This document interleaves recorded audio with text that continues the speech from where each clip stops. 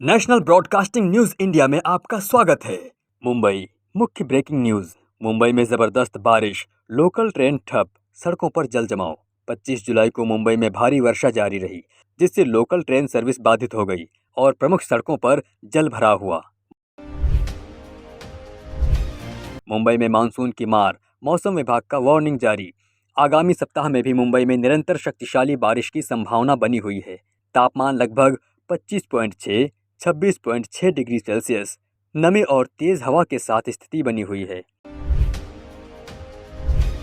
दिल्ली 3 प्रमुख समाचार। High profile हत्या गवाह हत्या पर एसआई ने जताई गहरी चिंता। दिल्ली में एक डबल मर्डर के गवाह की हाल ही में हत्या किए जाने के मामले पर सुप्रीम कोर्ट ने गवाह सुरक्षा में सुधार की जरूरत पर जोर दिया है। अमित शाह ने नेशनल कोऑपरेटिव पॉलिसी 2025-45 लॉन्च की। केंद्रीय गृह मंत्री अमित शाह ने दिल्ली में नई राष्ट्रीय सहकारी नीति पेश की, जिसका उद्देश्य अगले 20 वर्षों में सहकारी क्षेत्र को मजबूत बनाना है। दिल्ली देहरादून एक्सप्रेसवे जुलाई तक तैयार होगी। बनेगी एशिया की सबसे लंबी वाइल्ड लाइफ कॉरिडोर। 210 किलोमीटर लंबे इस एक्सप्रेसवे से यात्रा समय मात्र 2.5 घंटे होगा। राजाजी नेशनल पार्क में 12 किलोमीटर लंबी वाइल्ड लाइफ कॉरिडोर शामिल है। यूपी सरकार ने राहुल गांधी की याचिका एससी में खारिज। सावरकर टिप्पणियों पर विरोध। यूपी सरकार ने आरोप लगाया कि राहुल गांधी की याचिका नफरत फैलाने का उद्देश्य रखती है और इसे सुप्रीम कोर्ट में खारिज किया गया है।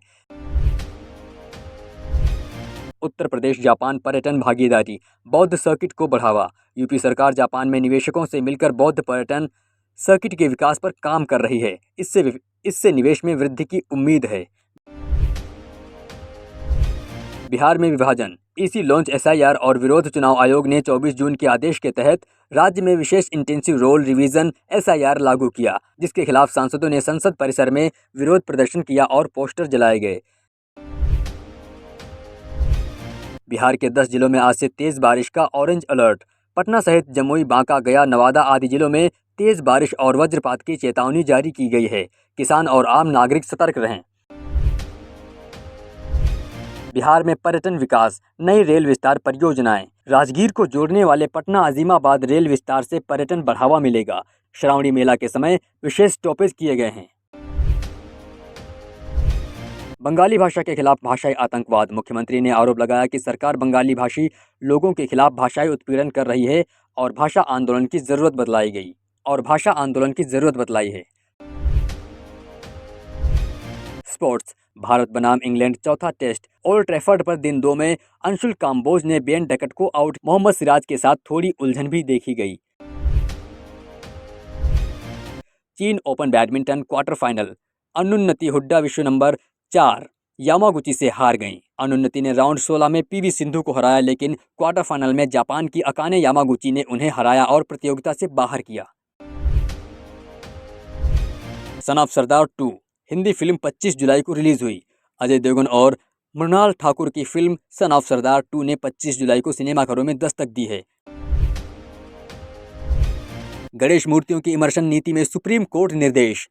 बॉम्बे हाईकोर्ट ने निर्णय लिया है कि 6 फीट तक की plaster of Paris POP Ganesh मूर्तियों को कृत्रिम जल टैंकों में विसर्जित किया जाए, जबकि उससे बड़ी मूर्तियों को प्राकृतिक जलाशयों में ही डुबाया जाए। इससे पर्यावरणीय प्रभाव को कम करने के उद्देश्य से उपाय किए जाएंगे। मूर्तियों के पुनः उपयोग और संकलन की व्यवस्था भी सुनिश्चित की जाएगी। महाराष्ट्र के महिला सांसदों का संसद में निशिकांत दुबे पर हमलावर रुख। लोकसभा में भाजपा सांसद निशिकांत दुबे द्वारा किए गए बयान पट पटक कर मारेंगे को लेकर महाराष्ट्र के महिला सांसदों ने कड़ा विरोध जताया। इस विरोध की सराहना महाराष्ट्र नवनिर्माण सेना मनसे ने की है तथा उन्होंने सांसदों का सम्मान करने की घोषणा की है।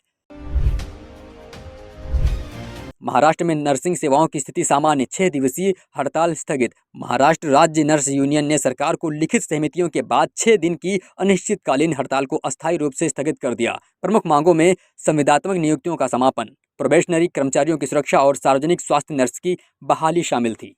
और खबरों के लिए जुड़े रहिए नेशनल ब्रॉडकास्टिंग न्यूज इंडिया के साथ।